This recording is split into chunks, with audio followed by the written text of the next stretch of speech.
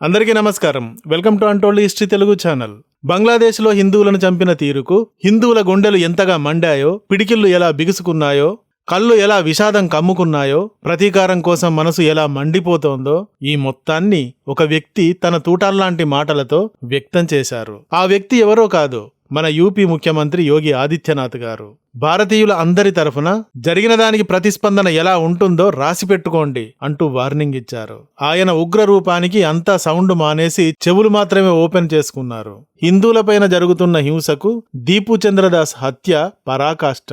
దీనిపై యూపీ అసెంబ్లీలో యోగి ఆదిత్యనాథ్ గారు చాలా తీవ్రంగా స్పందించారు. దీనికి తాను ఏ విధంగా స్పందించనున్నాడో చెప్పారు. ఫ్రెండ్స్, ఈ వీడియోలో ముఖ్యంగా 2 విషయాలు చెప్తాను. ఒకటి, యోగి గారు అసెంబ్లీలో ఏమని చెప్పారు. 2, దీపు చంద్రదాస్ హత్య పైన మన దేశస్థులైన ముస్లింలు ఎలా స్పందించారు అనేవి చెప్తాను. ఈ 2 కూడా ఇంప్రెసివ్ విషయాలే. నేరస్తులకు వణుకు, చట్టానికి గౌరవం, ప్రజల భద్రతకు మొదటి ప్రాధాన్యం, నిర్ణయం తీసుకుంటే రాజీ ఉండదు, నేరానికి చోటు ఉండదు, చట్టం దాటితే బుల్డోజర్ న్యాయం ఉంటుంది. యోగి అంటే ఇవే గుర్తుకు వస్తాయి. చట్టం చట్టుబండలై, న్యాయం అడవిదారి పట్టి, రాష్ట్ర ఆర్థిక స్థితి అడుగంటి దిగజారి ఉండగా వచ్చిన యోగి గారు యూపీకి చావురేవు పెట్టారు. ఇంత పెద్ద రాష్ట్రాన్ని ఎలా రూల్ చేస్తారు? గూండాయిజమే రూల్ అయి తాండవిస్తూ ఉంటే ఎలా అదుపు చేస్తారు అంటే వీటికి యమపాశం వేసి ఎలా వేలాడదీశారు, ఎకానమీని ఎలా టాప్కి చేర్చారు అనేది మనం చూస్తూ ఉన్నాం. దేశంలో యోగి గారు ఒక ట్రెండ్. ఆయన మొన్న అసెంబ్లీలో బంగ్లాదేశ్లో దీపు చంద్రదాస్ని కొట్టి చంపి కొన ఊపిరితో ఉండగా చెట్టుకు వేలాడదీసి నిప్పంటించి కాల్చి చంపిన విషయం గురించి మాట్లాడారు. నిజానికి దీని గురించి ప్రతి హిందువు స్పందించాలి. ప్రతి హిందువు కాదు, భారతీయుడైన ప్రతి వ్యక్తి స్పందించాలి. మరి యోగి గారు మొన్న ఏ విధంగా స్పందించారు, ఆయన తన స్థాయిలో తాను ఎలా మాట్లాడారో ఆయన మాటల్లో మీరే చూడండి. అందుకు సంబంధించిన వీడియో క్లిప్ని ఇస్తున్నాను, చూడండి. इसीलिए मैं कह रहा हूं ना, देखो बांग्लादेश में एक दलित नौजवान को कैसे जला दिया गया है. आप लोग गाजा पट्टी में होने वाले किसी भी उस पर आंसू बहाते हैं, लेकिन आपकी जुबान से एक शब्द नहीं निकल रहा है, क्योंकि एक दलित नौजवान मारा गया बांग्लादेश में, और उस नौजवान के मरने पर आपकी जवानी सिर चुकी है, क्योंकि आप उसको केवल वोट बैंक के रूप में इस्तेमाल करते हैं. ये राजनीति नहीं है पाणी जी, ये राजनीति नहीं है, ये वो सच्चाई है जो आपकी तुष्टीकरण की नीति है, जिसके कारण बांग्लादेश बना है. अगर बांग्लादेश पाकिस्तान नहीं बना होता, इस तरीके से हिंदू नहीं जलाया होता, और जलाता तो फिर उसकी क्या दुर्गति होती या वह भी जानता. ये सुरक्षा की गारंटी, वहां मारे जा रहे हैं हिंदू, आप लोग नहीं बोलेंगे. एक कैंडल मार्च निकाल के चलते हैं गांजा के मुद्दे को लेकर के, लेकिन पाकिस्तान और बांग्लादेश में हिंदू मारा जाता है तो आपके मुंह बंद हो जाते हैं, क्योंकि मरने वाला हिंदू है, दलित है. आप बोलेंगे नहीं, और यही सच्चाई है.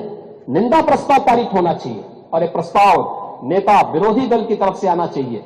इस घटना की हम भर्त्सना करते हैं, और बांग्लादेश सरकार को इस बात की चेतावनी देता, और इसीलिए हम कह रहे हैं, नोट करना, ये चीजें होनी चाहिए, और हमारा भी प्रयास होना चाहिए. जब बांग्लादेशी को यहां से निकालेंगे और रोहिंग्या को यहां से बाहर का रास्ता दिखाएंगे, तो उनके समर्थन में मत आना. ఆయన మాటలని నేనిప్పుడు తెలుగులో చెప్తాను, వినండి. చూడండి, బంగ్లాదేశ్లో ఒక దళిత యువకుడిని ఎలా తగులబెట్టి చంపారో. మీరు గాజా పట్టీలోని ఎవరి గురించి అయినా కన్నీళ్లు పెట్టుకుంటారు, కానీ మీ నోటి నుండి ఒక్క మాట కూడా ఇప్పుడు బయటకు రావడం లేదు. బంగ్లాలో చంపబడింది ఒక దళిత యువకుడు. మీరు దళిత యువకుని మరణంపై నోరు మెదపడం లేదిప్పుడు. మీరు దళిత యువకుల గురించి ఎప్పుడైనా మాట్లాడతారు. బంగ్లాలో చంపబడింది కూడా ఒక దళిత యువకుడే, కానీ మీరు ఈ దళిత యువకుని మరణంపై నోరు మెదపడం లేదు. ఎందుకంటే మీరు దేనినైనా ఓటు బ్యాంకు రూపంగా మాత్రమే వాడుకుంటారు. ఈ రకం తుష్టీకరణ రాజకీయం వల్లే బంగ్లాదేశ్ ఆ రోజు ఏర్పడింది. బంగ్లాదేశ్ పాకిస్తాన్లు ఏర్పడి ఉండకపోతే ఈ విధంగా హిందువులు కాల్చబడేవారే కాదు. అప్పుడు ఈ విధంగా హిందువును తగులబెడితే తగులబెట్టిన వారి గతి ఏమయ్యేదో వారికి తెలిసేది ఇది సురక్షా గ్యారంటీ, ఇక్కడ హిందువులు చంపబడుతున్నారు, దాని గురించి మీరు మాట్లాడరు. గాజాలో జరిగిన వాటికి మాత్రం క్యాండిల్ మార్చులు చేస్తారు. బంగ్లా చర్యలకు ప్రతిపక్షాలు కూడా మాట్లాడాలి, కాని మీరు మాట్లాడరు. మీరు అలా మాట్లాడతారా? మీరు మాట్లాడరు. ఇదే సత్యం. అందుకే నోట్ చేసుకోండి. ఇక్కడ ఉన్న బంగ్లాదేశీయులను, రోహింగ్యాలను బయటకు పంపిస్తూ ఉంటే అప్పుడు మీరు మధ్యలోకి రాకూడదు.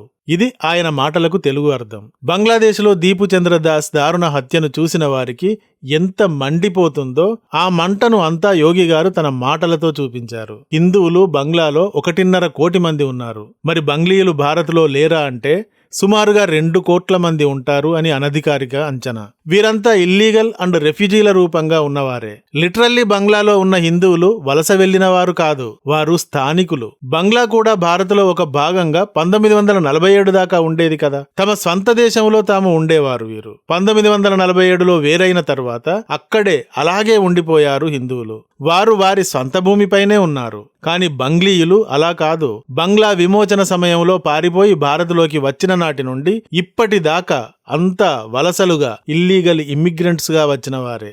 కాని ఇప్పుడు ఏం జరుగుతోంది? స్వస్థలంలో ఉన్న హిందువులను బంగ్లాలో ఊచకోత కోస్తున్నారు. కాని భారత్లోని ఇల్లీగల్ బంగ్లీల పైన ఇక్కడి హిందువులు అలా ఊచకోతలకు దిగుతున్నారా? ఇదే బంగ్లా మతోన్మాద ఇస్లామిక్ పార్టీలకి, భారత హిందువులకి మధ్య ఉన్న తేడా.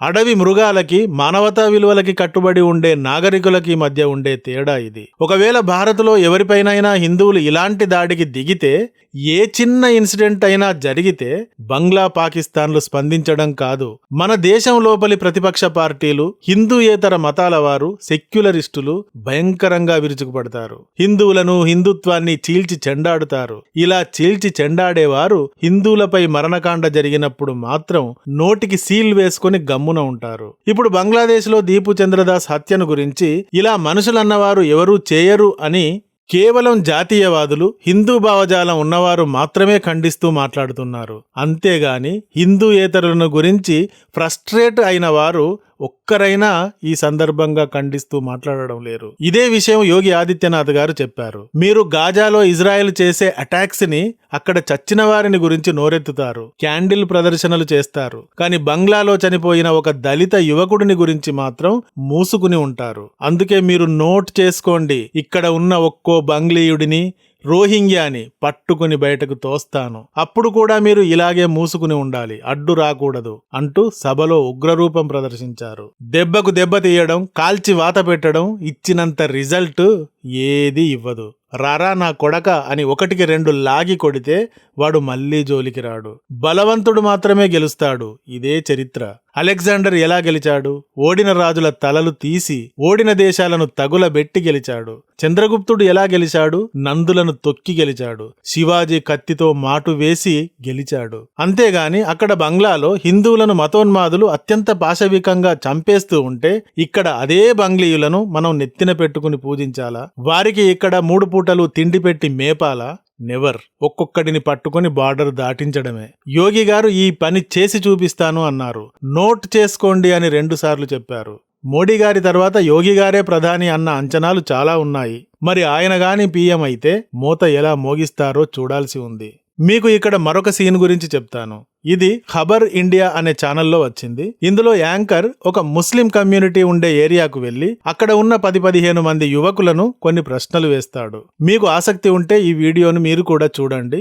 డిస్క్రిప్షన్లో ఈ వీడియోకి సంబంధించిన లింక్ ఇచ్చాను. అతను బంగ్లాదేశ్లో దీపు చంద్రదాస్ హత్యను గురించి వారిని అడుగుతాడు. వారు మాకు ఆ వార్తే తెలియదు అంటారు. అందరూ అలాగే అంటారు. ఈ సందర్భంగా వారి హావభావాలు, వారి మాటలు చాలా ఇరిటేటింగ్ గా ఉంటాయి. అసలు మాకు ఆ వార్తే తెలియదు అంటారు. మీ అందరి వద్ద మొబైల్స్ లేవా అంటే ఉన్నాయి, కానీ మేము చూడలేదు అంటారు. అప్పుడు యాంకర్ బంగ్లాలో దీపు చంద్రదాస్కు జరిగింది చెప్పి దీనిపైన మీ అభిప్రాయం ఏమిటి అని అడిగితే అతడు ఎంత ఘోరమైన తప్పు చేశాడో అందుకనే అలా చంపేశారు అని అంటారు. తప్పు చేస్తే ప్రజలు చంపవచ్చా? ప్రభుత్వం ఉంటుంది కదా. పోనీ ఇలా భారత్లో జరిగితే ఏమంటారు అంటే, భారత్లో జరిగితే ఊరుకోం, అయినా వారు నిన్ను ఏమైనా కొట్టారా, నీకేం బాధ అని అడుగుతున్నావు అని యాంకర్నే క్వశ్చన్ చేశారు. అలా సాగింది స్ట్రీట్ ఇంటర్వ్యూ. దీపు చంద్రదాస్ ఘోరమైన తప్పు చేశాడేమో, అందుకే చంపారేమో, నీకేం బాధ, నిన్నేమైనా కొట్టారా అని ఆ కమ్యూనిటీకి చెందినవాడు మాట్లాడాడు. చూశారా, వీరంతా, ఇలాంటి వారంతా మన చుట్టుపక్కలే ఉన్నారు. వాడిలాంటి వారు దేశం నిండా ఉన్నారు. వీరు చనిపోయిన దీపు చంద్రదాస్ కంటే చంపిన వారికే సపోర్ట్ ఇస్తారు. ఇలాంటి వారు లక్షల్లో, కోట్లల్లో ఉన్నారు. ఆ కమ్యూనిటీ ఓట్ల కోసం హిందూ వ్యతిరేకులు చాలా మంది ఉన్నారు. హిందువులకి, హిందుత్వానికి, భారత్కి వ్యతిరేకంగా మాట్లాడే చాలా మంది ఉన్నారు. ఇలాంటి వారు దీపు చంద్రదాస్ హత్యను గురించి కనీసం మాట్లాడలేదు. ఈ సందర్భంగా మీకు మరొక విషయం చెప్తాను. ప్రముఖ నటి స్వర్గీయ శ్రీదేవి, ఆమె కుమార్తె జాహ్నవి బంగ్లాదేశ్లో జరిగిన దీపు చంద్రదాస్ హత్యను గురించి చాలా తీవ్రంగా స్పందిస్తూ పోస్టును చేసింది. ఆమె చేసిన పోస్టుని ఇంగ్లీషులో అండ్ తెలుగులో రెండింటిలో ఇచ్చాను చూడండి. అయితే ఇది విషయం కాదు. ఈమె ఈ పోస్ట్ పెట్టిన కొద్దిసేపటికే ఈమెను గురించి, ఈమె అందం గురించి, ముక్కు సర్జరీని గురించి ధ్రువరాతి అనేవాడు ఒక వీడియోను పెట్టాడు, ఈమెను ఇన్సల్ట్ చేస్తున్నట్టుగా. అంటే ఆమె కౌంటర్కి వీడు ఎన్కౌంటర్ ఇచ్చాడన్నమాట. ఇలా భారత్ పట్ల, హిందుత్వం పట్ల ద్వేషం చిమ్మేవారి సంఖ్య చాలా ఉంది. ఒక పెద్ద మాఫియాలాగా వీరంతా తయారయ్యి ఇలా విషం చిమ్ముతున్నారు. వీటన్నింటినీ చూసిన యోగి ఆదిత్యనాథ్ గారు, నోట్ చేసుకోండి, నేను చూపిస్తా, ఒక్క బంగ్లా, ఒక్క రోహింగ్యాని వదలకుండా తరిమేస్తా అన్నారు. మరి ఆయన ఇలా అనడం న్యాయమా కాదా? మీరేమంటారు? మీ అభిప్రాయాన్ని కామెంట్తో చెప్పండి. ఈ వీడియో గాని నచ్చితే ఒక లైక్ ఇవ్వండి. అలాగే ఇంతవరకు మా ఛానల్కి సబ్స్క్రైబ్ చేసుకున్నట్టయితే వెంటనే సబ్స్క్రైబ్ చేసుకోండి. ఇలాంటి వీడియోల నోటిఫికేషన్స్ కొరకు బెల్ ఐకాన్ని కూడా క్లిక్ చేయండి. Thank you for watching. జై హింద్, జై భారత్.